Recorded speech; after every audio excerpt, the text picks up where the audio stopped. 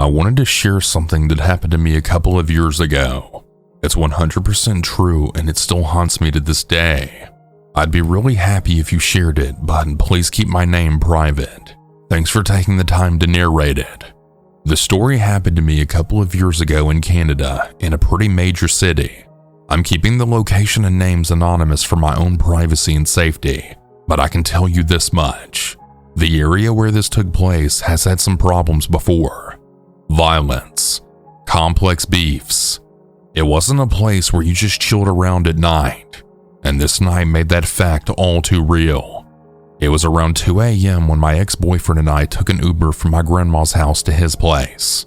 The plan was for me to stay over, but when we got to his front door, he realized that he'd left his house keys back at my grandma's. Neither of us really felt like calling another Uber right away. It was late and we were both kind of on edge. Not with each other, just in that weird, restless kind of way you get when you're overtired but not quite ready to go home. There was a small park just a 2-minute walk from his house, so I suggested that we just sit there for a bit before heading back. He agreed. We walked over and sat on the teeter-totters. This park was totally empty, dimly lit by one flickering streetlight, and the air had that heavy stillness that just makes everything feel a little wrong. Now, to give you a better picture of the layout, because it actually matters for what happens next, the park was located on a street that splits off from a main road. His neighborhood kind of forms a complex with 2 small dead-end streets, one on the left where the park sits, and one on the right with more houses, both dead ends, one way in, one way out. We were only there for maybe 5 minutes when I had noticed a black car pull into the complex from the main road. It had fully tinted windows. I remember that detail so clearly. I couldn't see a single thing inside of it. The car slowly drove toward our side of the park down to the dead end, did a U-turn, and then drove to the other side of the complex. Another U-turn. Then it came back. By this point, my stomach was doing backflips. The way the car kept circling like a shark was giving me the worst feeling I'd had in a long time. My ex felt it too. He leaned over and whispered, "Get up, start walking." No hesitation. I got up and we started fast walking toward the roundabout on the opposite end of the park. The car suddenly stopped. The windows rolled down. Inside, I could see maybe 2 or 3 men. They yelled out to us, "Yo, yo, yo! Where you guys from?" Now, if you know anything about certain areas in Canada, especially places with complex beefs between neighborhoods, then you know that question isn't innocent. It was aggressive, it was bait, and it meant trouble. We didn't answer, we didn't look back. We kept walking, and then we heard the doors open. They were getting out. That's when we started running. The adrenaline hit so hard I barely felt my legs. My ex was yelling at me to just keep going. I remember the crunch of gravel behind us, fast footsteps. Then I saw something that still gives me chills. A small red laser skimming across the ground near my feet. I don't know if it was attached to a gun, but that's what it looked like. And if it was, they weren't just trying to scare us. They were trying to hunt us. We bolted out of the park, ran across the main road, and darted into someone's backyard. At that point, I could barely breathe. I thought any second I'd feel a bullet in my back. We called 911 from that backyard. I don't even remember what I said. I was shaking so bad that I dropped the phone twice. The cops showed up eventually, but by then the car was long gone. To this day, I don't know who those guys were or what they wanted, but I do know one thing. If we stayed in that park even 1 minute longer, I might not be alive to tell this story. Let this be a warning. Trust your gut. If something feels off, it is off. And never ever get comfortable at 2 a.m. in a neighborhood that you don't fully know, because someone might be watching, waiting.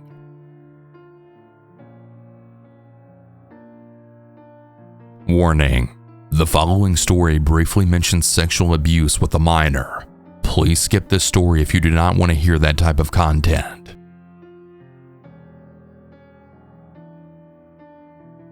I'm currently a 22-year-old female living in Toronto, Canada, but this happened to me when I was 12 years old living in a small town 2 hours away. I've always been a quiet and reserved child, so much so that I didn't have many friends, and those that I did call my friends had many other people, and of them I was more of a third choice. It was summer, and school was let out just the day prior. I had made plans with one of my friends to meet at the park. We'll call her Maya. She was a popular girl, and she was 2 years younger than me. So oftentimes we would make plans to go to the park or the lake. This was like no other day, but unfortunately, it was one of those days. Even though we had plans, she had canceled at the last minute to go do whatever. Since I lived about a 45-minute walk from the park, I just decided to play around. After a little while, I had heard a sound, and it was an ice cream truck. So I ran over and went to go buy a milkshake. I believe a vanilla milkshake. As I went to hand him the money, he told me that I didn't need to. He then asked why I was by myself. I told him and he felt bad, so he offered to let me come inside to look in the truck. I thought that I was the luckiest kid in the world. He let me play the sounds, sit in the driver's seat, and just have the best day of any kid's life. Then I went back to the park, and of course the story doesn't end there. We became friends, and after like 2 weeks he gained my entire trust. But then one day, he started to get handsy. He put his hand on my thighs and he gave me tight hugs, but I didn't think too much of it. Even though my gut was screaming at me, I ignored it. But one day, he got more touchy, much more touchy. He started asking me really weird questions, asking what color underwear I wear, if I started wearing a bra, and if I wanted to see his private parts. This was strange to me, but he would always follow them up by saying, "Don't worry, we're friends, and friends talk about this kind of stuff." And I believed it. Then one day, he got more than a little touchy. He started to convince me to undress and that we played around. We did a lot of things that I'm really ashamed of in the last 2 months of the summer. But the very last day we were together, I had started to grow distant and I wanted us to not continue these things. But that didn't work out. He got angry and he forced himself so hard on me. I was screaming and I begged him to stop. He didn't, and there was a moment where he stopped and he had his back turned to me. My fear, anger, and disgust fully took over, and I didn't think. I saw a knife on the counter and held it. Soon after he turned around, he had laughed at me and walked towards me. I didn't think. I just drove the knife right into his manhood. He then fell to his knees crying and pleading with me, wondering why I did this. I ran out of the truck, and I just kept running until I ran into the forest that was next to a field. And once I couldn't run anymore, I collapsed and I passed out by a tree. I woke up several hours later. I never told my friends or family. I didn't get the cops involved or anything. I blame myself for that. Who knows if he did that to anyone else? He could have been in jail now or dead. Not a day goes by where I don't have regrets. If I see or hear an ice cream truck, I get flashbacks. I'm dizzy and scared. I have a current diagnosis of PTSD due to this and many other horrible things too. Thank you all for listening, and thank you to Southern Cannibal. I've been wanting to post this for a few years now. I'm getting help, and I told some of my close friends about this, and I've spoken to a psychiatrist about it too.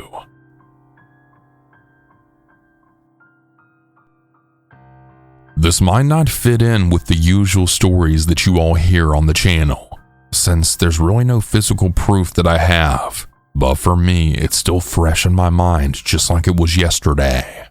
The story takes place on a Saturday during late spring in 1999 when I was 12 years old. I lived in a city called Brandon, Manitoba, Canada on a busy main road. I used to babysit my niece and nephew whenever my sister needed to just get out of the house. And since she lived 3 blocks away along the same busy street, it didn't take me long to get there. Before I should continue, I should explain a couple of things that will be relevant for later on in the story.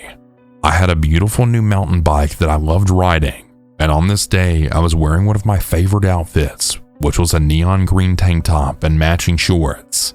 So now that that's been said, I'll get back to the story. That morning, my sister needed to go grocery shopping and asked if I could babysit. Having nothing better to do, I hopped on my bike and got there shortly after.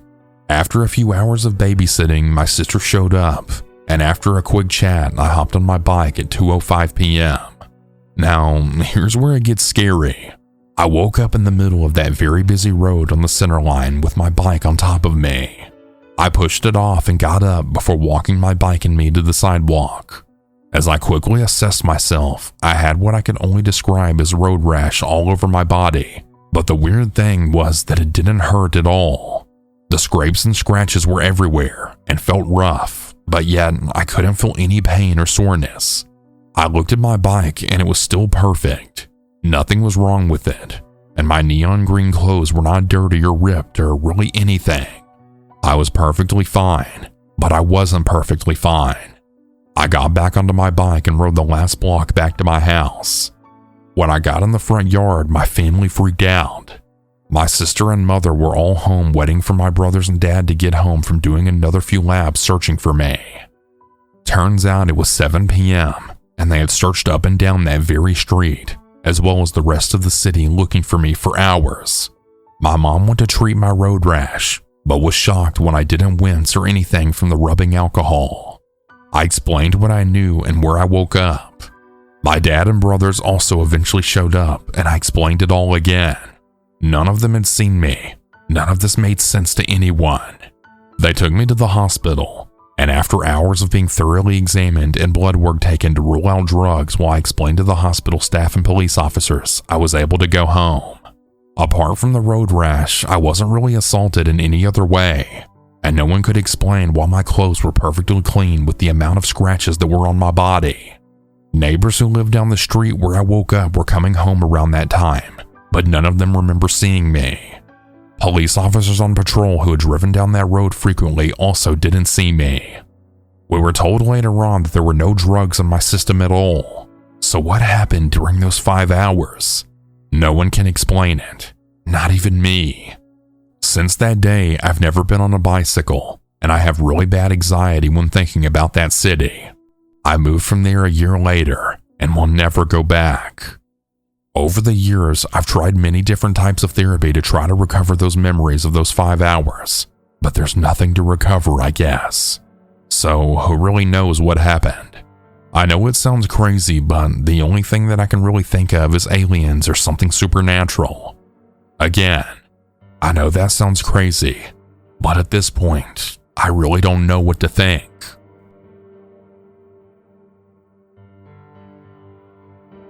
For some background, I'm a female and I live in Canada, and this occurred during my first term in my first year at university. I was fresh out of high school and just barely 18 at the time, but I've always been told that I look young for my age. At the time this took place, I lived with my parents and commuted to campus via the bus. I had a 4-hour gap between my first and second class of the day, so I would take the 20-minute bus ride home to relax and eat lunch, and then head back for my later class.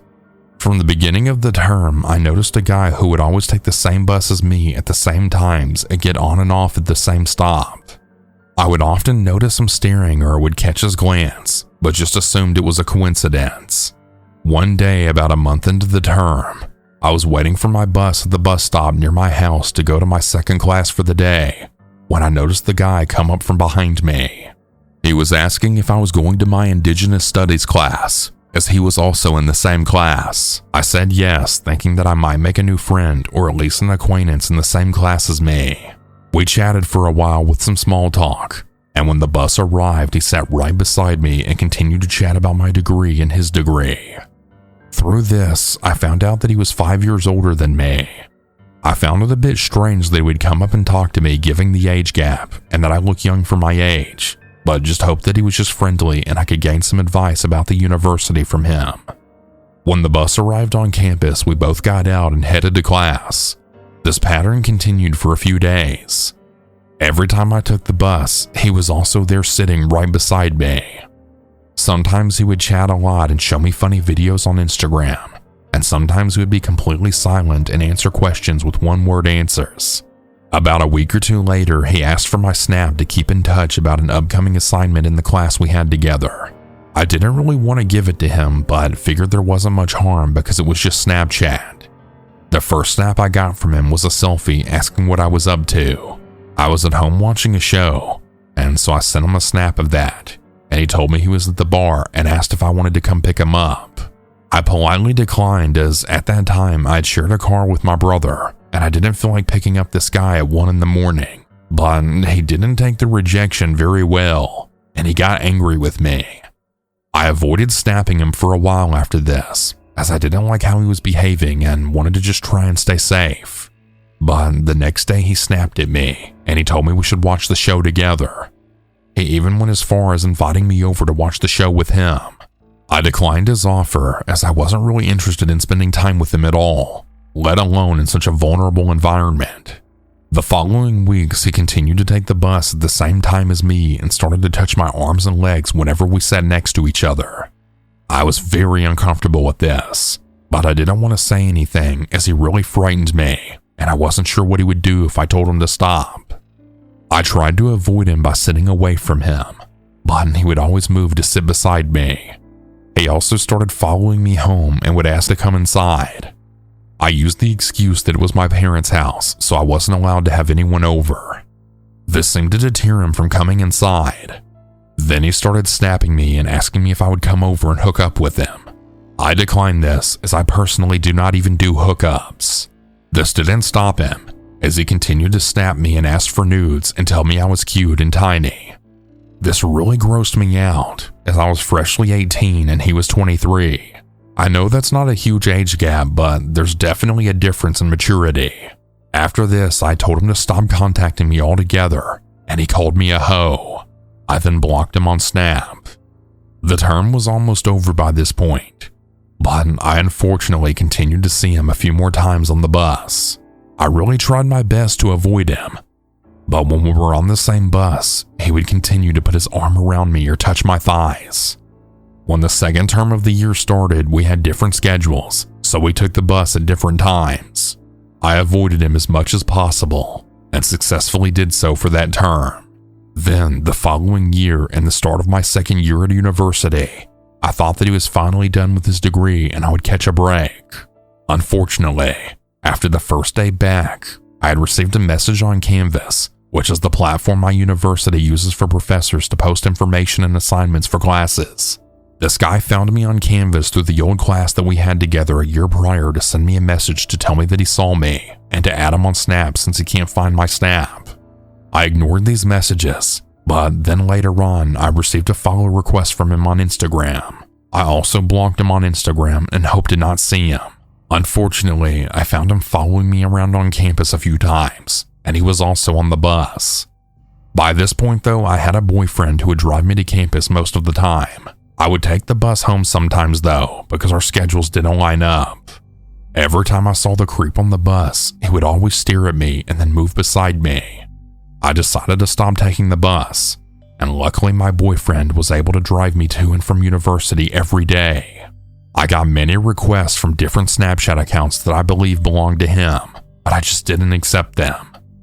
It's now the second term and I'm back to taking the bus as my boyfriend is working a job this term. I haven't seen the creep yet, but that doesn't mean he hasn't seen me. Hopefully he's finally finished with his degree and he'll leave me alone permanently. Stay safe out there, guys, and don't trust anyone.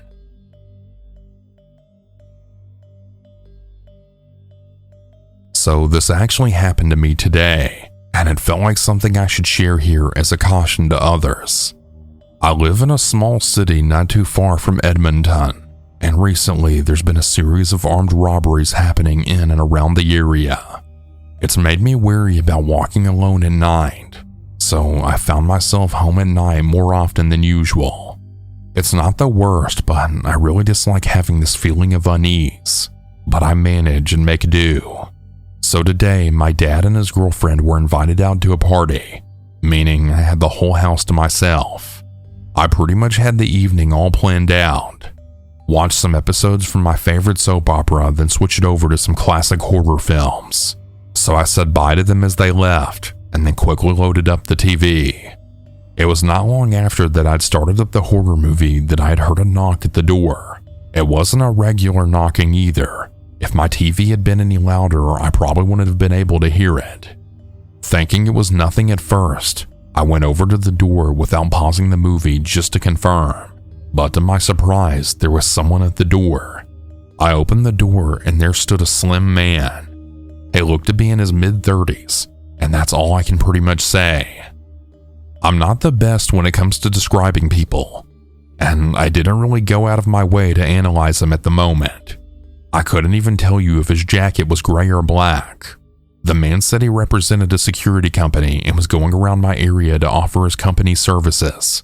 He asked if the owner of the house was home, to which I told him no and that he would not be home until late. He then began giving me some quick information about his company, that it was the only one that was locally funded, that it's already being used in several homes on my street, and that it's smart device friendly. He even showed me a laminated piece of paper that displayed all the different devices that could work with the security system. I told him that we weren't interested in having a security system at this time. He proceeded to ask me if my family leaves the house for long trips, which would be a great reason to get the security system. Looking back on it now, this was a huge red flag, but I answered honestly that the house was almost never empty and that we never really went on trips. I also added that he could speak to my dad tomorrow if he was coming back.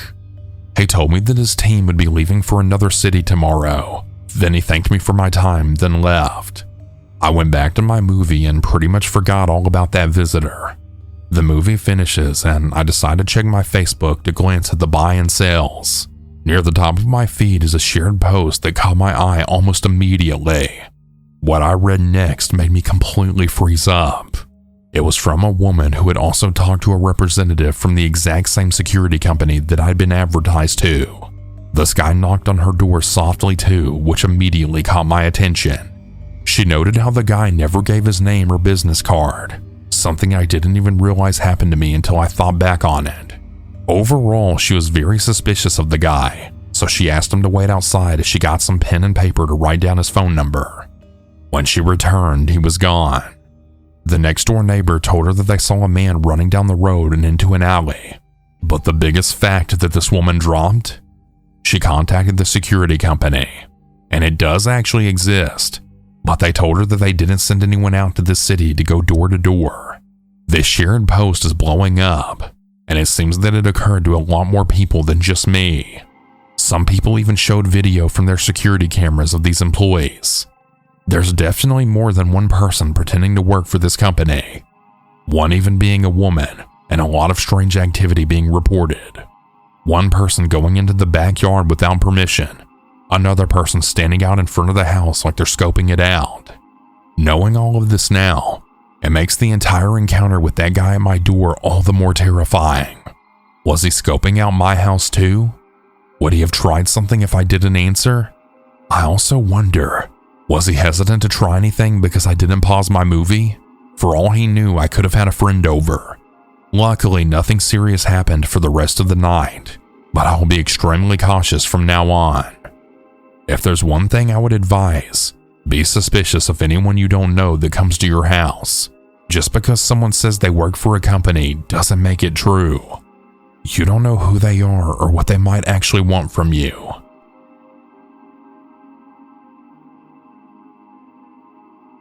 This happened 3 years ago in the middle of July. I'm a female and I was 16 years old at the time. I live in Canada, Ontario, and everyone usually has this image that Canada is really safe. However, that perception will not stop any creepers. There's a lot of crazy stuff that happens here from time to time, more often now than before. To start off, I live in the suburbs. It is not the safest city, but it can be safe if it's daytime, along with it being in a well-crowded area. I was going on an evening walk, which I did quite often during the summer, usually before sunset, as I had to be home before that. The path I take my walk on is on the sidewalk of a main road, so there are a lot of cars passing by, and still quite a few cars pass by before sunset, as this is the time some people get home from work as well. I was walking, minding my own business and enjoying the cool evening air. A car honked. I didn't think much of it though, as I wasn't sure if it was at me, but there also wasn't much traffic either. On the sidewalk, there's an entrance to the plaza, so cars driving onto the main road can turn into this plaza. I looked both ways just to make sure a car wasn't going to pull in, and I crossed. Strangely, after I crossed, I noticed the same car from the corner of my eye. This is when I realized the honk was probably at me. After I crossed, I looked back.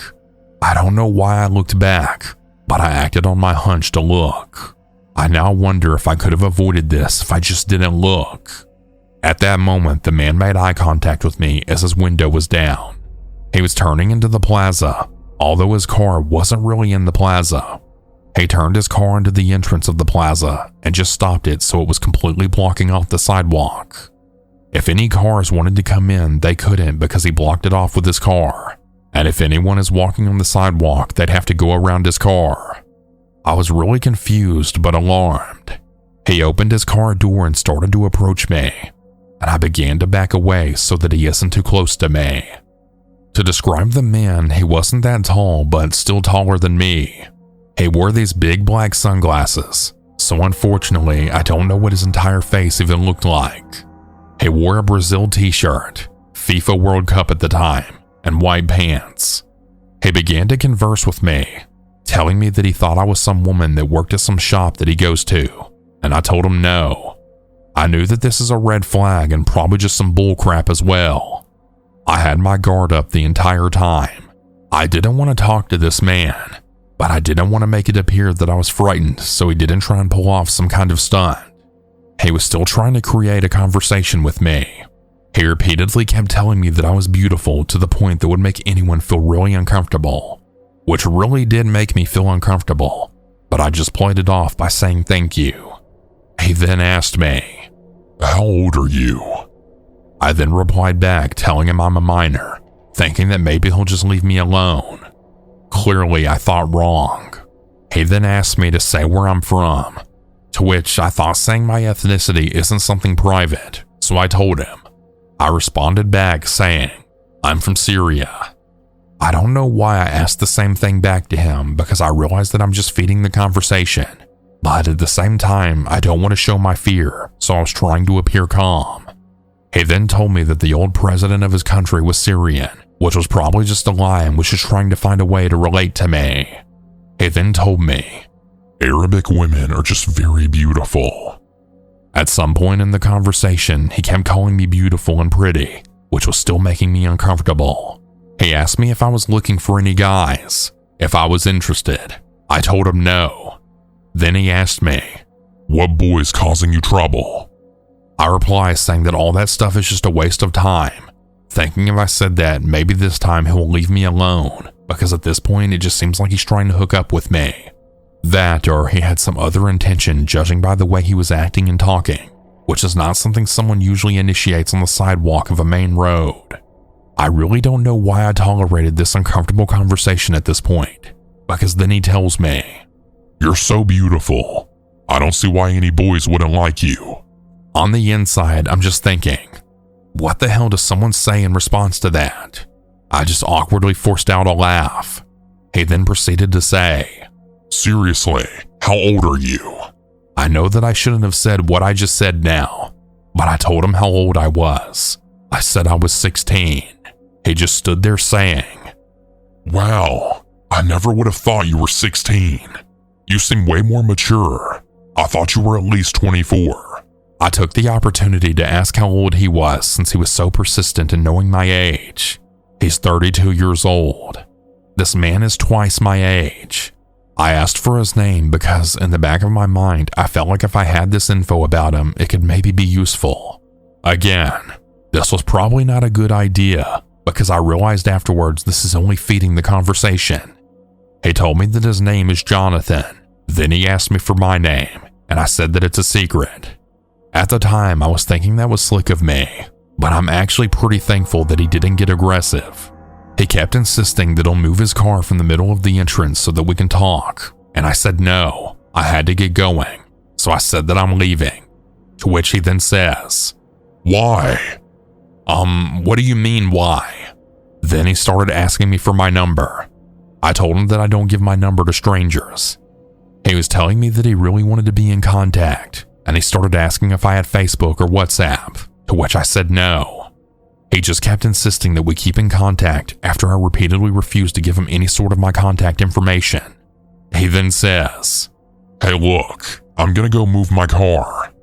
I thought this was my chance to leave because he wanted to move his car so he could continue talking to me. So right at that moment, I then said, "I'm leaving, bye." At this point, I just had enough. I thought this was the end of it because I had heard him say bye after I turned around to leave. Only when I looked to my right, I noticed that he was following me in his car. He rolled down his window and began to smile and wave at me, which was really disturbing. This really freaked me out, so I started to walk faster. When I looked back, I didn't see his car, but I was able to connect the dots to realize that he went into the gas station that was behind me. Unfortunately, this still wasn't over. His car was parked in the gas station and he proceeded to walk on foot on the same sidewalk that I'm walking in, so I definitely believe he was following me. My fight or flight mode broke in and I began to run home, which was only minutes away. I even took off my sandals so that they wouldn't snap and hurt me while running, so I didn't have 32-year-old Jonathan on my trail. I even stopped for a moment to explain to these two ladies that there's a man following me, to which they looked at me like I was crazy and just ignored me. Fortunately, I made it back home safely, and when I looked back, I couldn't see Jonathan, so I assumed that he just turned back when he saw me running. I really consider myself lucky that he didn't start running after me.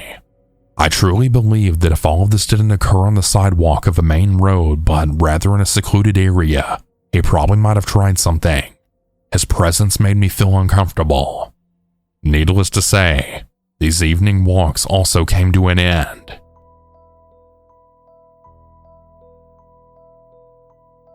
Some of this information is a bit fuzzy, but this happened to my mom around 1989 when she was around 19 to 20 years old. My mom had moved to Manitoba, Canada to stay with her aunt and uncle while she worked. The company she worked at was on the top of 3 floors of an office tower on Portage Avenue. It was located on the same level as the cafe, so everyone came up to their floor and walked past its reception desk if they wanted something to eat. The receptionist would often ask my mom to cover for her while she went on her lunch break. While taking over one day, a handsome Middle Eastern man came up to her and struck up a conversation. He was around his 40s, dressed sharply, and said that he worked in a company a few floors down. He commented on how attractive she was and asked if she wanted to do any modeling for his company. He handed her his business card and left. She wasn't sketched out at all by the guy because he seemed so normal, but asked both her mom and aunt what she should do. They both told her to go for it, but to call the Better Business Bureau to see if the business was actually legitimate. According to the Better Business Bureau, it was real. The next day, while my mom was working the desk, he approached her again and asked if she had put any thought into the offer. He asked to meet for lunch the next day at the Fairmont Hotel so they could talk about the business. The hotel was in walking distance from the company, and you could see it through the window of their offices, so she felt safe enough to go by herself. She did tell her coworkers, and they agreed to call the police if she wasn't back in time. The next day, she arrives at the hotel early. She finally spots him at the check-in table. She goes up to him and realizes that he's checking into a room. She's getting a bit weirded out because all he said was that he wanted to have lunch in the restaurant there. He explains to her that he has a whole briefcase full of stuff that he wanted to present to her, and that it would be more private to show her in the hotel room. After a bit of arguing between my mom and him, he finally persuades her to go to the room. The check-in staff looked a bit skeptical while he handed him the key. They get in the elevator, and that is when she realized that he does not even have the briefcase, and that it wouldn't be in the room already because he had just checked in. Instead of getting the hell out of there like a normal person would, she follows him to the room. She takes the chair by the window while he lays down on the bed with his arms crossed behind his head. He can tell she's uncomfortable, so he asked her what her dream car was, and he tells her that she could afford it in a few months by modeling for him. He said that all she would have to do is wear different kinds of clothing and lingerie, and stand in separate partition rooms while buyers from all around the world would bid on the outfits, or bid on her. After his spiel on the company, He asks her to take off her clothes so that he can see her body because she needs to have a good figure to be able to model. Again, she's iffy, but he persuades her to get undressed in the bathroom and walk out in a towel so he can get a good look at her. While she's in the bathroom, she hears him talking in a different language and laughing on the phone. She walks out in her towel and he tells her to do a spin while he's on the phone, but she gets freaked out and runs back into the bathroom to get dressed again. She opens the door and then bolts out of the room. He stands up and watches her run down the hallway, but luckily doesn't follow her. She tells her coworkers all about it, but she doesn't call the police because my mom was so embarrassed that she was dumb enough to do all that for him. A few days later, while walking into work, she sees a bunch of cop cars surrounding the building. She later finds out by a coworker that the guy was arrested for solicitation of prostitution. At least, I think that's what he was charged for. She was freaking out that she would get in trouble for getting into that situation, but the officers never asked her to come in for questioning. 2 weeks later, while walking to her parked car in a back alley, she saw him sitting in his car watching her with a big smirk on his face. I guess he got out on bail. She ran to her car and sped out of there. That was the last time she ever saw him, and she moved back home a few months later.